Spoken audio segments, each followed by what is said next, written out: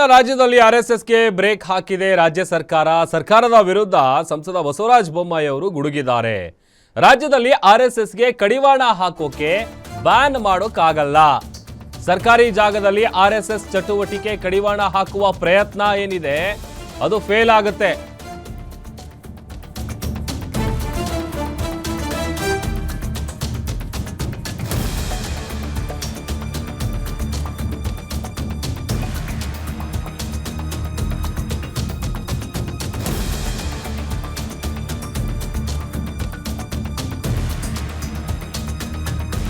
ರಾಜ್ಯ ಸರ್ಕಾರ ಆರ್ಎಸ್ಎಸ್ಗೆ ಮೂಗುದಾರ ಹಾಕಿರುವ ವಿಚಾರಕ್ಕೆ ಸಂಬಂಧಪಟ್ಟಂತೆ ಸಂಸದ ಬಸವರಾಜ ಬೊಮ್ಮಾಯಿ ಅವರು ಗುಡುಗಿದ್ದಾರೆ. 70% ಖಾಸಗಿ ಜಾಗದಲ್ಲೇ ಆರ್ಎಸ್ಎಸ್ ಚಟುವಟಿಕೆ ನಡೀತಾ ಇವೆ. 30% ಚಟುವಟಿಕೆ ಬೇರೆ ಜಾಗದಲ್ಲಿ ಮಾಡಿಕೊಳ್ಳುವಂತಹ ಶಕ್ತಿ ಆರ್ಎಸ್ಎಸ್ಗಿದೆ. ಕರ್ನಾಟಕದಲ್ಲಿ ಎಮರ್ಜೆನ್ಸಿ ಡಿಕ್ಲೇರ್ ಆಗಿದೆ ಅನ್ಸುತ್ತೆ ಅಂತ ಬೊಮ್ಮಾಯಿ ಕಿಡಿಕಾರಿದ್ದಾರೆ ರಾಜ್ಯ ಸರ್ಕಾರದ ವಿರುದ್ಧ. ಆರ್ಎಸ್ಎಸ್ ಬ್ಯಾನ್ ಮಾಡೋಕ್ಕೆ ಸಾಧ್ಯ ಇಲ್ಲ.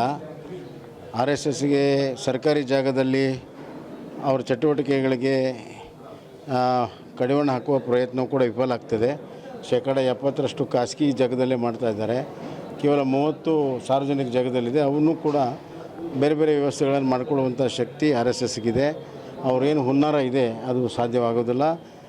ಒಂದು ರಾಷ್ಟ್ರಭಕ್ತಿಯ ದೇಶಭಕ್ತಿಯ ಒಂದು ಸಂಸ್ಥೆ ಈ ರೀತಿ ನಿರ್ಬಂಧ ಮಾಡುವಂಥದ್ದು, ವ್ಯಕ್ತಿ ಸ್ವಾತಂತ್ರ್ಯ ಹರಣ ಮಾಡುವಂಥದ್ದು, ಇವತ್ತು ಕರ್ನಾಟಕದಲ್ಲಿ ಎಮರ್ಜೆನ್ಸಿ ಡಿಕ್ಲೇರ್ ಆಗಿದೆ ಅಂತ ನನಗೆ ಅನಿಸ್ತದೆ. ಈಗಲೇ ಯಾಕೆ ಇದನ್ನು ತೆಗೆದುಕೊಳ್ಬೇಕಾಗುತ್ತೆ? 100 ವರ್ಷದ ಆಚರಣೆ ಭಾಳ ಯಶಸ್ವಿ ಆಗ್ತಾ ಇದೆ. ಪ್ರತಿಯೊಂದು ಜಿಲ್ಲಾ ಕೇಂದ್ರ, ತಾಲೂಕು ಕೇಂದ್ರದಲ್ಲಿ ಸಾವಿರಾರು ಜನ ಯುವಕರು ಭಾಗವಹಿಸ್ತಾ ಇದ್ದಾರೆ. ಅವರಿಗೆ ಭವಿಷ್ಯದಲ್ಲಿ ಅವರಿಗೆ ಸೋಲು ಕಾಣ್ತಾ ಇದೆ. ಅದಕ್ಕೆ ಈಗಲೇ ಅದಕ್ಕೆ ತೊಂದರೆ ಕೊಡಬೇಕು ಅಂತ ಮಾಡ್ತಾಯಿದ್ದಾರೆ.